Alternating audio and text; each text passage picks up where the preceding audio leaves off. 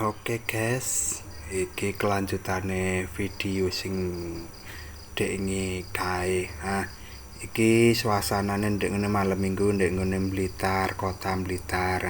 Iki tempat nongkronge nek kafe ngono kuwi ndek ngene sandinge kantor BRI karo kantor Kodim. Lah ya ngene iki guys.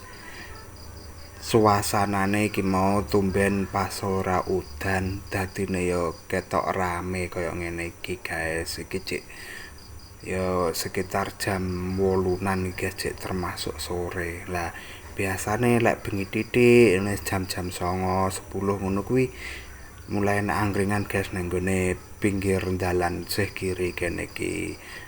Iki mole Blitar kota. Lah ya wis koyo ngono kuwi enake.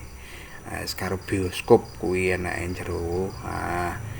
Iki guys biasane lah nggih ngene angkringan kuwi biasane ya enek sing dodol kolak roti, ronde karo nasi bakar terus suntukan-suntukan ngono kuwi. Lah iki alun-alun kota Blitar guys sing sisih kanan iki. Iki alun-alun kota Blitar. Lah iki lek lurus ndek ngene kantor wali kota.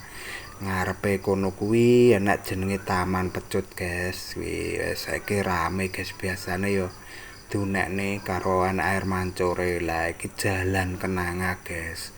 Iki jalan kenanga ndek kene yo akeh angkringan akeh lesehan ngono kuwi ya wis ngopi-ngopi ngono kuwi lah karo akeh UMKM cilik ngono kuwi ya wis enek lek panganan berat yo enek soto ayam, bakso ngono kuwi.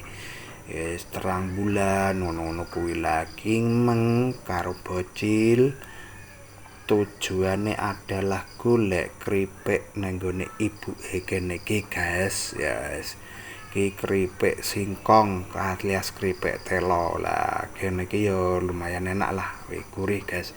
Iki ngene kono ibuke kono kuwi yes dodol macem-macem. Wis cukup 15.000 guys iki meng.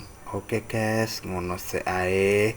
Monggo lek pas tenggene Blitar, monggo mubeng-mubeng nek ngene daerah sekitar alun mriki.